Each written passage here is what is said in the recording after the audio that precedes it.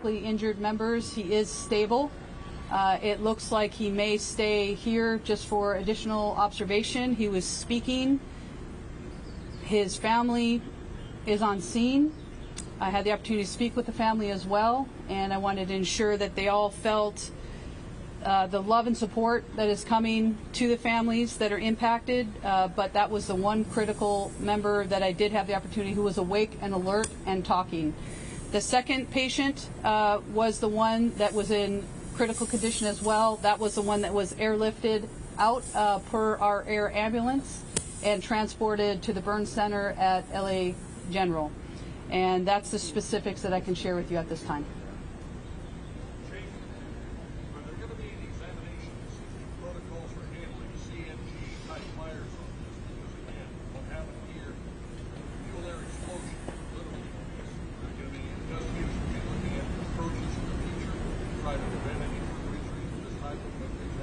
Sure. So the question was, is there going to be any type of a review in standard operating procedures that deal with CNG types of fires, that sort of a thing?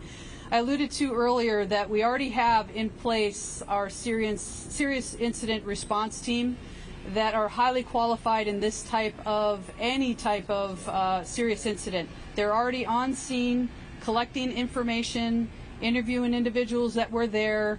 Anytime that we can collect information where if there's a safer way to conduct ourselves, or perhaps this was something that would not even have made a difference, in the end, we want to ensure that our people have the information and the training to ensure their safety. And just as important is sharing with the rest of the fire service as a whole, and this already happens across the nation and internationally, is sharing lessons learned.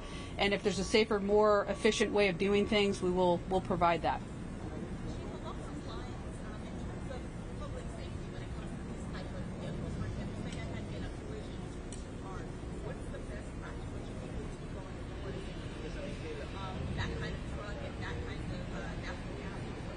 So the question specifically is, what can the public do if they're involved in this type of an accident where it's a CNG vehicle or hydrogen-powered vehicle, whatever it may be? I think it's having that heightened level of awareness of a traffic accident today is not the same as a traffic accident that we used to have in the past. We have lots of different vehicles that are powered in a lot of different ways. The safest thing to do is to exit that vehicle if it makes sense, understanding what are the safety issues that might be at hand. And anytime there's any fire that's involved in those types of vehicles that are powered by CNG or hydrogen or some other type of gas, it's really important that the public understands that distance will provide safety.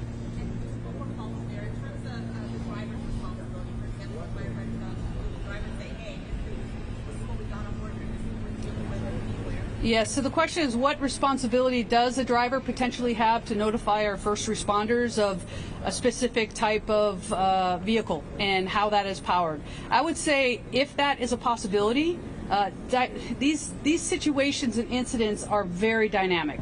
Depending upon what the situation is, first and foremost, the driver should always provide for their safety.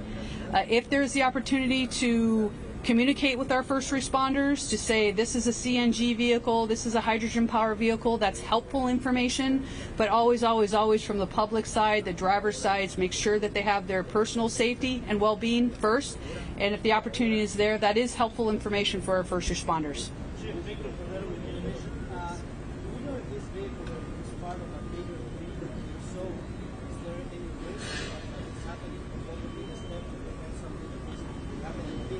So the question is, are we aware if this vehicle was any type of a larger type of a fleet? I do not have that answer for you. I think that could be something that our subject matter experts might be able to talk to, maybe not at this moment, but that is a very important piece to understand where these vehicles are, where they're stored, and perhaps what other additional safety mechanisms should be in place that can provide safety to the drivers, to the public, to the community, as well as our first responders.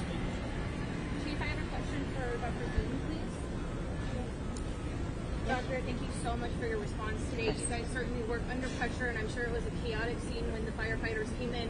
Can you just tell us when people come in with these burns to that degree, what are you working to stabilize first?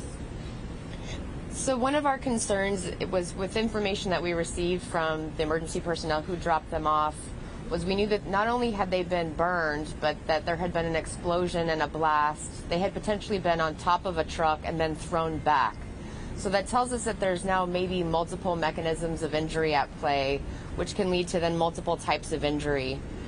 First and foremost, we're always concerned about stabilizing someone's airway, especially if we're worried about an inhalational injury. And so for those two critically injured, that was the very first part that we evaluated for both of them. And then additionally, all the other blast injuries.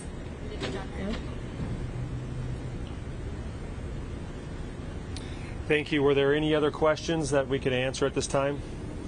Okay, well, we appreciate, again, your being here, and we'll provide you updates when we can. We do not anticipate another press conference later today. Thank you.